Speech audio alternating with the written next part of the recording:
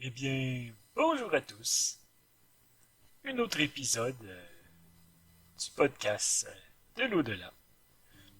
Et oui, je suis de retour. Plusieurs personnes avaient dit qu'on ne se rendrait pas jusque-là. Mais non, épisode 2. On va, petit retour sur l'épisode précédent. Nous avons parlé d'un sujet fort intéressant, les UFO, comme le disent les Américains. Hein. Euh, on a passé en revue plusieurs cas fort intéressants. Et le moment fort de la dernière épisode, c'était certainement notre rencontre avec Copain Alain. Euh, Beaucoup m'en ont parlé.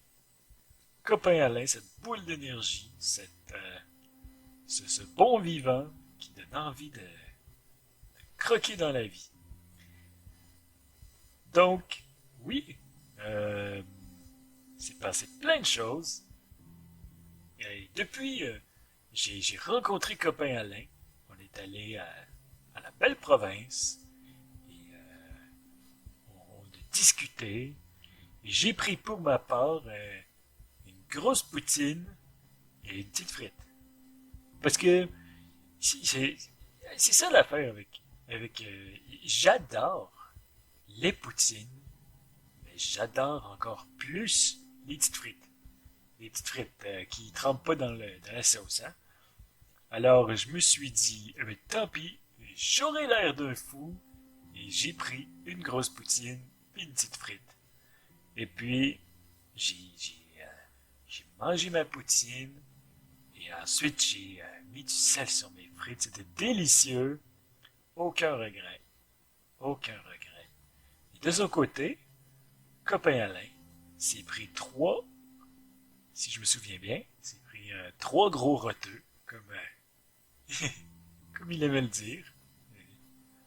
Et puis il y a All Dress, euh, pas passé par quatre chemins, une grosse liqueur. En tout cas, bref, un beau moment.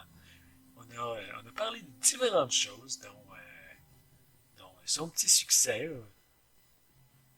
au podcast. Puis ensuite, nous avons parlé musique et nous avons découvert, étonnamment, que nous avions une passion commune pour la musique. Et copain Alain a en fait un studio chez lui et il m'a avoué qu'il composait de temps en temps. Et qui sait, peut-être un jour, on fera un projet ensemble. Et hein? Ça serait très motivant, je crois. Et puis, c'est ce qui s'est pas mal passé dans ma vie depuis. Hein? Et cette semaine, comme on l'avait dit, les maisons hantées. Parce qu'encore une fois, le Québec a tout un, tout un vécu au niveau des maisons hantées. Hein? Beaucoup d'histoires, beaucoup de cas, et toujours cet intérêt pour l'inexpliqué. Et le Québécois n'échappe pas à la règle. Hein? Et il y a des cas particulièrement intéressants d'apparition de fantômes au Québec, à Montréal, et même à Québec. Et c'est l'épisode d'aujourd'hui. Et puis, vous savez, les fantômes se manifestent un peu partout, et c'est normal. Et on en retrouve dans les maisons, bien sûr, mais ça ne se limite pas à ça. Hein. Il est possible de rencontrer des fantômes dans des métros, pourquoi pas, et même dans des bateaux. Hein. Ces histoires de bateaux fantômes, hein, ça, ça me rappelle d'ailleurs un film que j'ai écouté il y a un certain temps.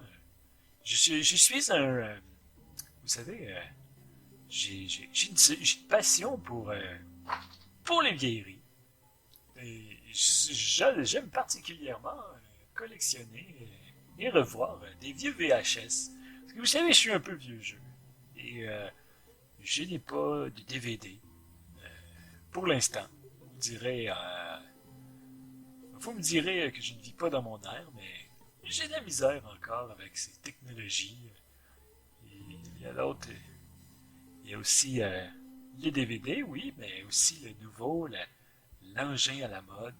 Si je me souviens bien, c'est le HD DVD qui est comme la nouvelle version améliorée. En tout cas, bref, tout ça m'échappe. Et moi, j'ai toujours cette passion de la cassette rebobinable. Et il m'arrive parfois de... Vous savez, il m'arrive parfois de parcourir les marchés aux puces à la recherche des trésors oubliés. Et d'ailleurs, chaque samedi, je vais au marché aux puces Saint-Michel. Et il y a toutes sortes de boutiques, les- toutes sortes de petits trésors cachés. Et parmi ces boutiques fascinantes, il y a une petite boutique de VHS. Je me souviens plus du nom, et ni de son emplacement, mais vous savez, je vous invite à aller farfouiller là-bas et trouver cette boutique aux mille trésors. Un endroit fascinant. J'y reviendrai peut-être, qui sait, un jour. Hein? Et bref, c'est là que j'ai trouvé le film que j'avais écouté. Et je me souviens bien, je crois que c'était dans les années 80. Il s'agit d'un film, c'était le bateau de la mort. Hein? Un peu macabre. Il s'agit d'en fait, d'une croisière qui tourne à la catastrophe et les quelques survivants dérivent sur un bateau de secours. Ils se voient tous obligés de monter à bord d'un bateau fort peu invitant.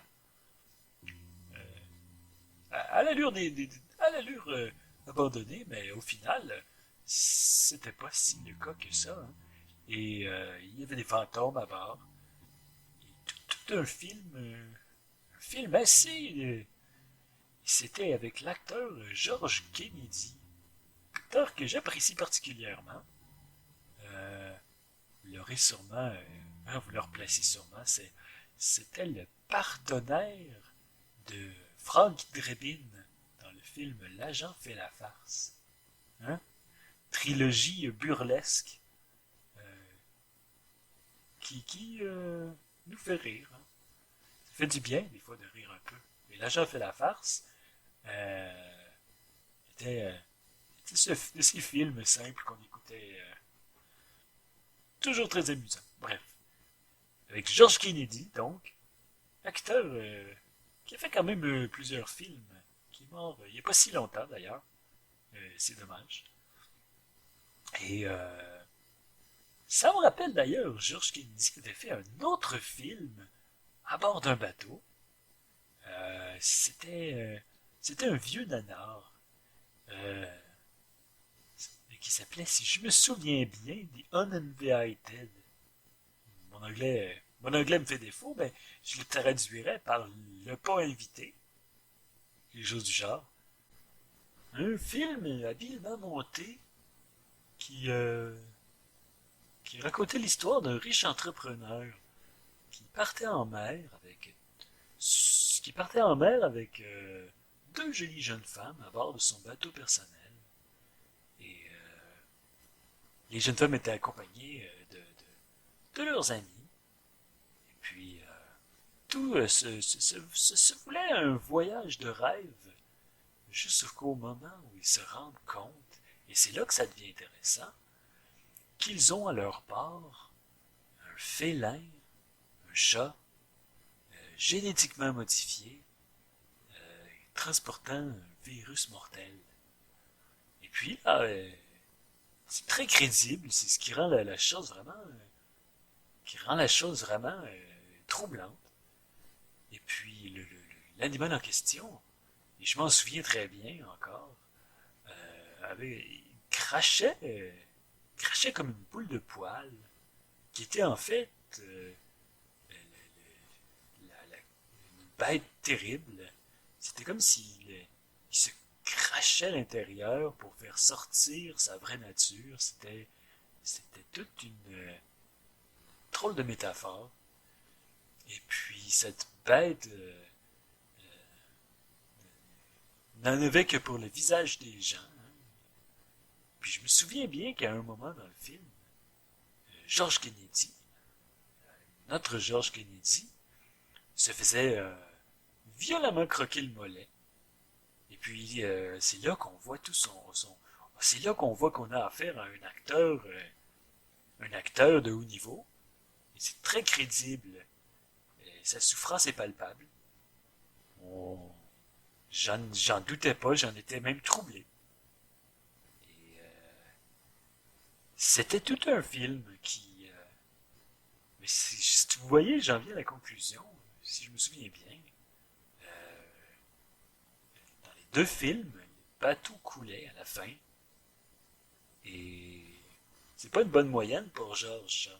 Deux films de bateau, peut-être plus, et des naufrages.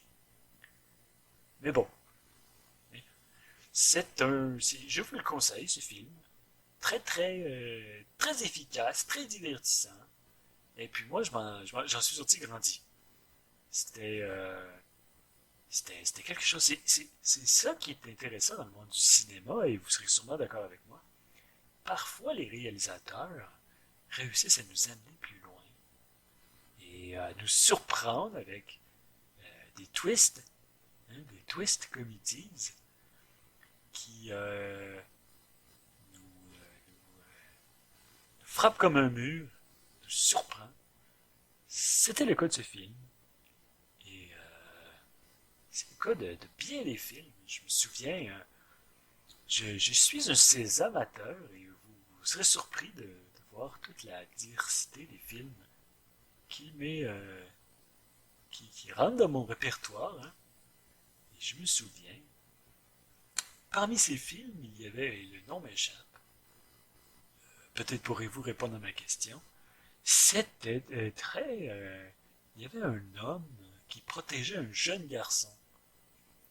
Et je trouvais que c'était beau, et c'était comme une, si je me souviens, c'était comme une machine qui venait du futur, et puis il apprenait l'amour et la compassion, et protégeait le jeune garçon contre une sorte de policier qui se transformait en flaque de métal mou. En tout cas, ça aussi, des effets spéciaux surprenants, et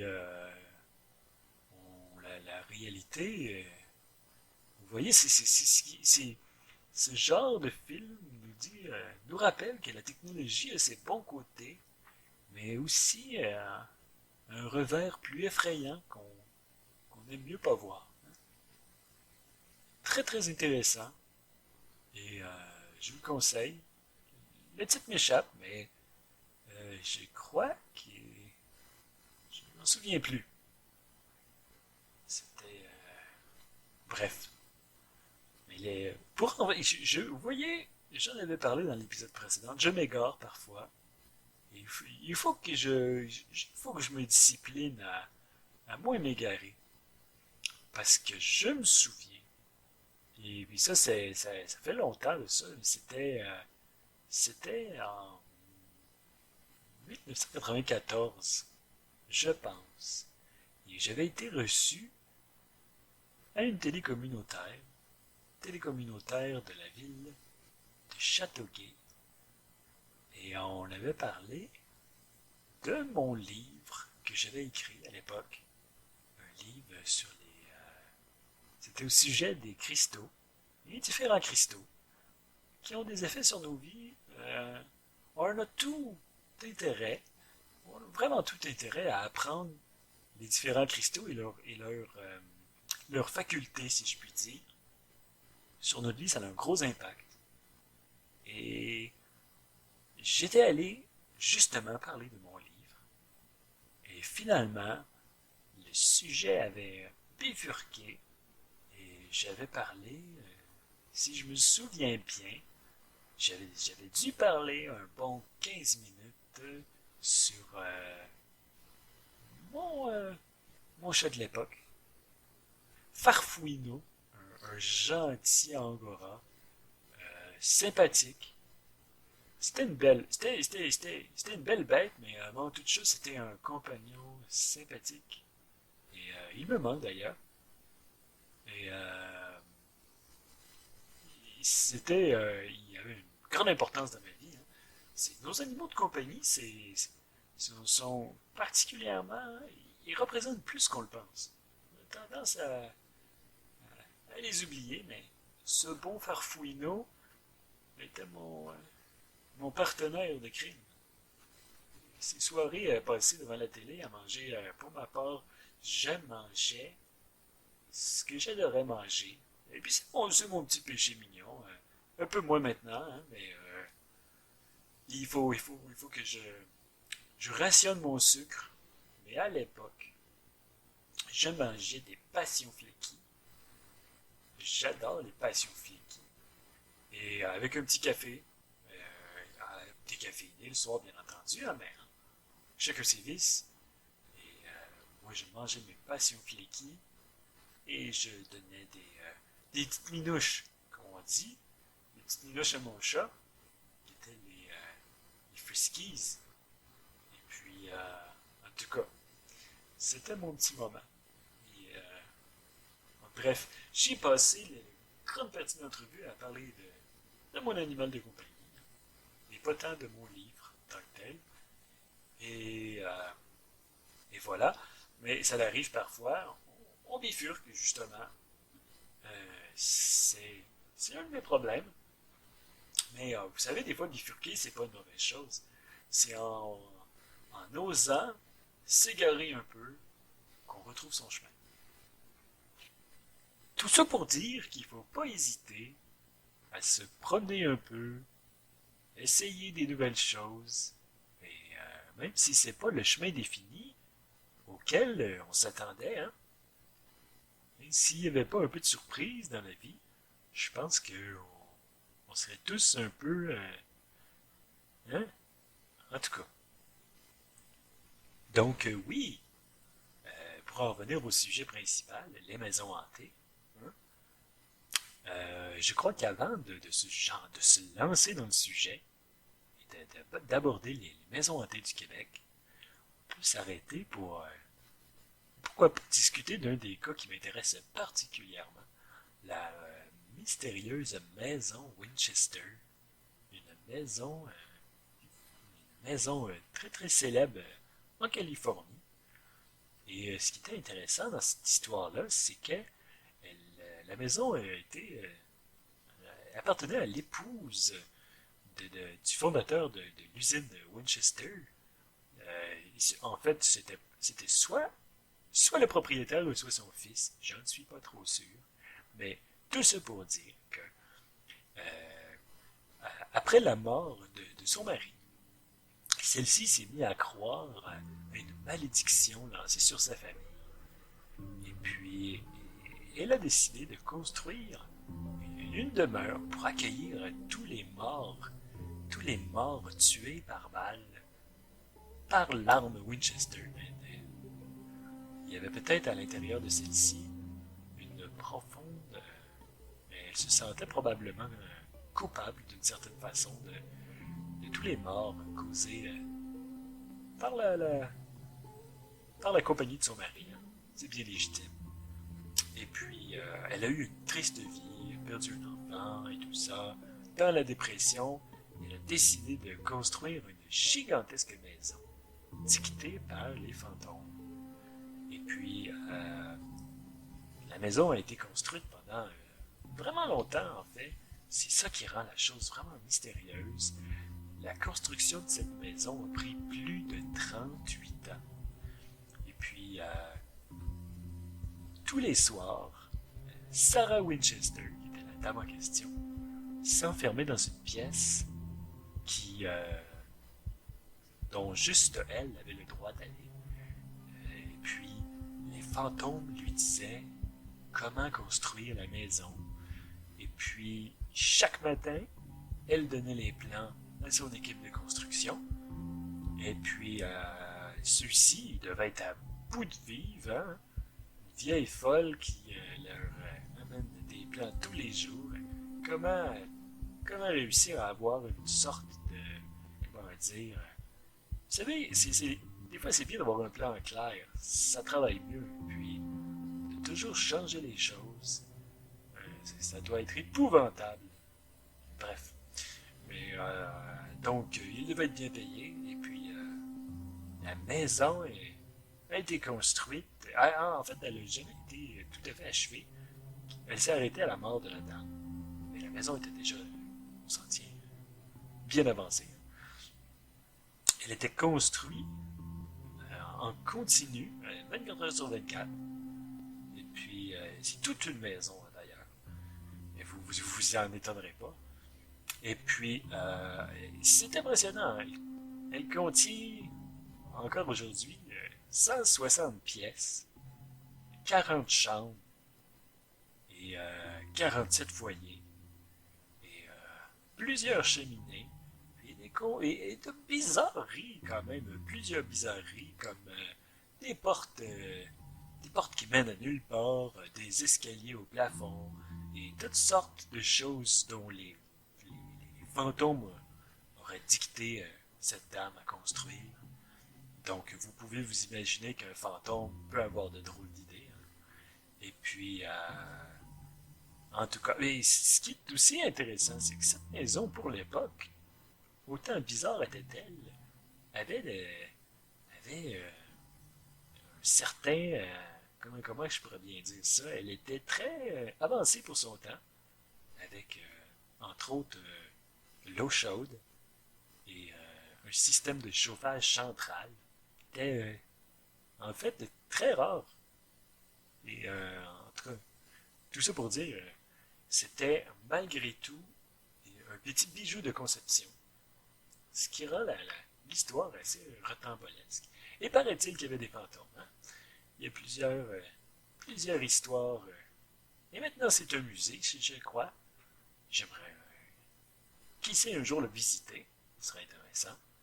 Mais 160 pièces, imaginez-vous. Hein? Toute une visite. Je ne sais pas si on peut avoir des passes mensuelles. Hmm. Mais bref, je ne sais pas si la maison est réellement hantée, mais je pense que dans l'idée populaire, la bizarrerie autour de sa conception a créé une sorte d'engouement, et on veut tous y croire. Hein? Et je crois que c'est ça la clé du succès d'une maison hantée. C'est l'histoire autour. Et est-ce qu'il y a vraiment des fantômes? J'aurais tendance à dire que non. Mais bon, sous ces bonnes paroles, j'en reviens au sujet principal. Et puis, euh, je crois qu'à une certaine époque, dans les années 90 peut-être, c'est peut-être juste, encore là, maintenant que j'y pense, c'est peut-être juste une espèce de un feeling, comme ils disent, un feeling personnel. Euh, mais j'ai l'impression que dans les années 90, on était plus intrigué par les maisons hantées et le paranormal. Et maintenant, c'est putain ça qui nous intéresse. Est-ce que c'est l'arrivée des médias sociaux qui nous a un peu détachés de l'inconnu pour nous amener dans un air plus palpable, plus réel, où que les secrets n'existent plus? Peut-être que oui, peut-être que non. Et c'est tout un autre sujet, tout aussi sensible que complexe. Mais, vous savez, les médias sociaux ont aussi, et puis ça c'est intéressant quand même, ont quand même eu de bons effets. On a tendance à penser que ça amène juste du négatif avec les fake news, hein? Comme ils disent, les fake news, puis pour ceux qui l'ignorent, c'est des nouvelles qui se répandent de façon virale et qui sont complètement fausses. ces genres de choses, c'est le côté négatif. Et il y a aussi, bien entendu, l'intimidation sur Internet et tout ça, mais il y a aussi du positif. Euh, je suis fasciné par toute l'information que je peux trouver sur les internets et information fiable très souvent. Il suffit de savoir bien chercher. Et puis c'est là que ça devient intéressant. C'est c'est comme si on avait une bibliothèque gigantesque à notre portée. Et je pense qu'on a tendance à l'oublier. On a tendance à aller sur des sites comme Instagram, d'autres choses comme le Snapchat, qui est comme, je sais pas trop, je crois que c'est une application qui a des petits chats. En tout cas, je suis pas sûr.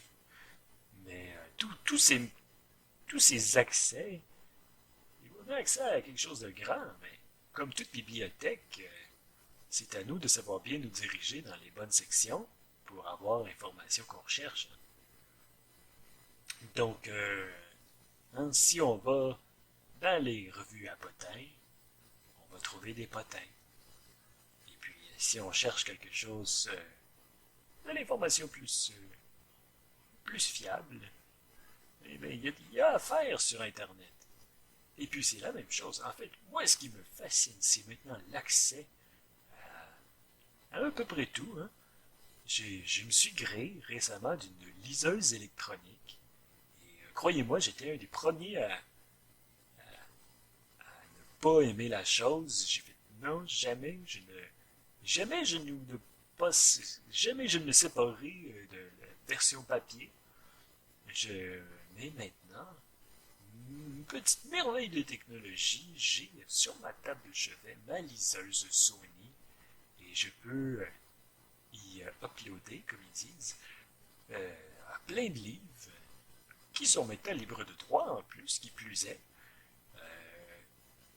Et puis, c'est un monde. J'ai en un seul, en l'espace d'un seul livre, des milliers d'ouvrages. Et je suis complètement foufou. Je suis émerveillé. Donc, tout ça pour dire que oui, la technologie, elle a tendance à avoir beaucoup de points négatifs. Mais en même temps, hein, c'est l'avancement, on a accès à tout. Il faut juste être prudent. Hein? Et puis, faire attention à ce qu'on regarde et à ce qu'on dit. C'est une autre chose, ça aussi. Sur les médias sociaux, le Facebook, le Messenger, le MySpace. C'est beau tout ça, mais il faut faire attention à ce qu'on dit. Hein? C'est pas parce qu'on est sur les internets qu'on peut dire n'importe quoi. Nos propos peuvent blesser et il faut faire attention. Et c'est eux, mais j'ai pas vu le temps filer comme une flèche. Et c'est le MySpace. Quoi le MySpace? Qu'est-ce que je dis là? Non, c'est mon Dieu, c'est le Skype. C'est le Skype. Euh, c'est l'invité de la semaine, du podcast en fait. Et c'est Margaret Donavan, qui est une médium de Sainte-Agathe. Et charmante petite madame qui va nous parler de ses expériences avec les fantômes. Et puis, j'ai très hâte de vous la présenter. Et elle est très excitée à l'idée aussi. Je réponds. Margaret? Ah, ah ouais, quelle drôle d'histoire. J'ai pris trop de temps à attendre une minute. Je vais, je vais le lui écrire. Je crois qu'elle a raccroché.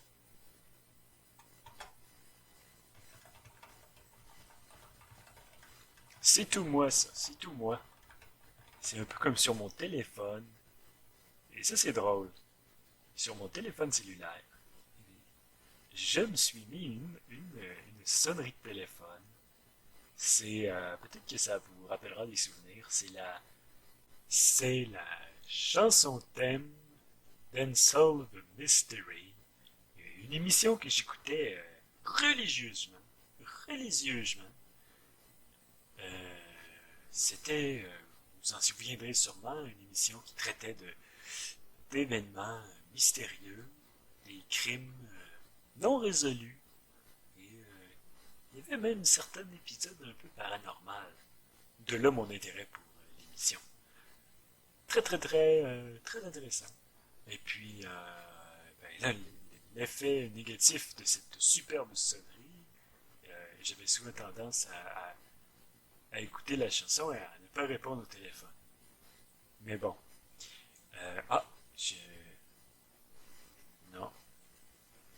Eh, Margaret va sûrement... ah, et voilà. Donc, Margaret qui va nous parler aujourd'hui de ses expériences. Des expériences avec les maisons hantées.